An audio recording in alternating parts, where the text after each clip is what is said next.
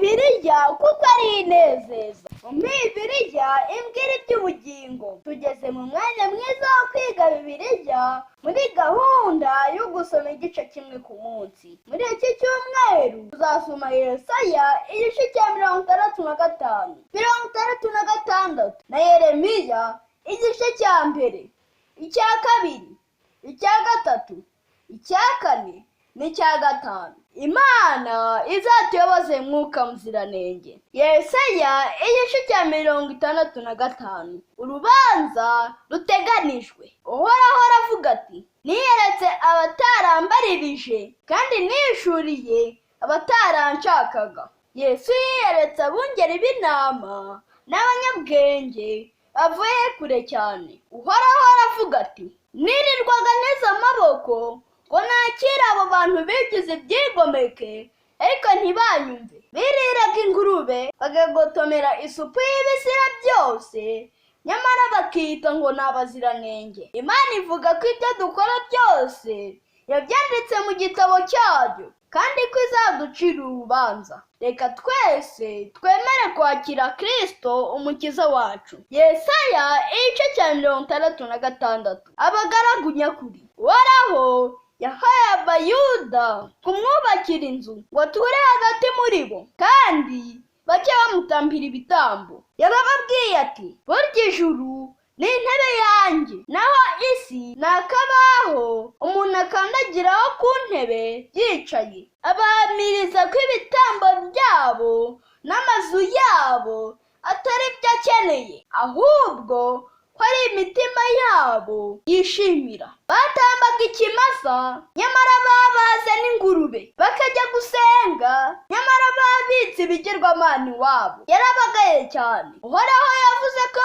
azabatataniriza mu mahanga, maze abagaragu be nyakuri bazamamaza izina rye mu bihugu byose, kugeza ubwo hazaboneka inteko nini itangaje y'abazataha mu bwami bw'Imana. Imana idufashe tuzabe turi muri iyo nteko. Yeremiya igice cya mbere. Uwahanuraga ibyago. Yeremiya mwene Hilikiya yari umutambyi muri Anatoti, maze Imana imuhindura umuhanuzi. Imana yaramubwiye iti, nakumenye ntarakurema mu nda ya nyoko, kandi nakwejeje utaravuka ngo ube umuhanuzi bamenya uhanurira amahanga. Kuko bwari ubuhanuzi bukomeye, yabwiye Imana ati, nyabuna Uwiteka ndeka, kuko ndacyari muto. Maze Imana iramubwira iti, dore nshyize amagambo yanjye mu kanwa kawe, kandi nguhinduye umubwiriza uhanurira amahanga. Imana ihamagara abo ishatse bose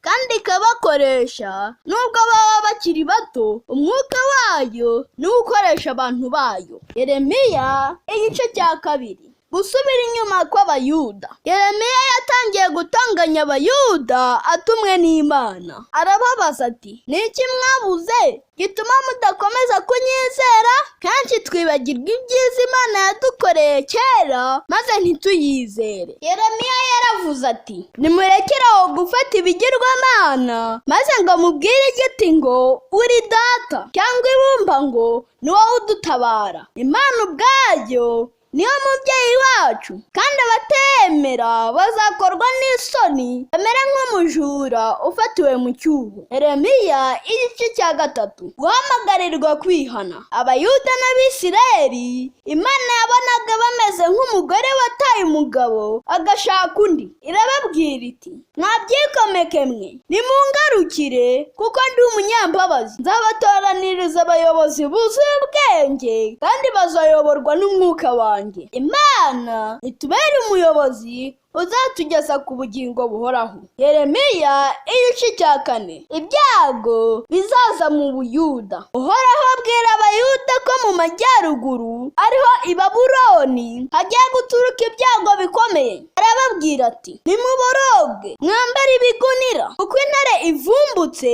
aho yari yihishe. Kandi ibyo byose yari bitewe n'ibyaha by'Abayuda no kwigomeka kwabo. Yeremiya yahise aboroga cyane ati, ndabona isi ihindutse nk'umwirare, kandi ndumva urusaku rw'amagare y'intambara ahantu hose. Imana iduhe kugirira impuhwe abahuye n'ibyago nka Yeremiya igice cya 5. Ibyaha bikabije by'ab'i Yerusalemu. Uhoraho aravuga ati, nimujye mu nzira zose za Yerusalemu murebe niba mushobora kubona umuntu naho yaba umwe ukora ibyiza. Ibyaha nibyo byatumye Abisirayeli batandukana n'uburinzi bw'Imana, ndetse n'Abayuda batewe n'abantu bavuga ururimi batumva kandi batewe n'intwari zizi kurasa. Imana hari ubwo ihanisha abantu ibyago kugira ngo bongere bayigarukire. Reka twebweho tuyigarukire tutarinze guhanishwa ibyago. Muri iki cyumweru cyose Imana izakuyoboze Mwuka Muziranenge. Umpe Bibiliya imbwira iby'ubugingo, umpe n'amagambo Yesu yavuze. Tugeze mu mwanya w'ibibazo. Icya mbere, ni bande Kristo yiyeretse batabanje kumubaririza? Icya kabiri, ni uwuhe muhanuzi wahamagariwe guhanura akiri muto? Icya gatatu, ni iki cyatumye Imana iteza Abisirayeli n'Abayuda ibyago n'intambara? Imana ibahe umugisha.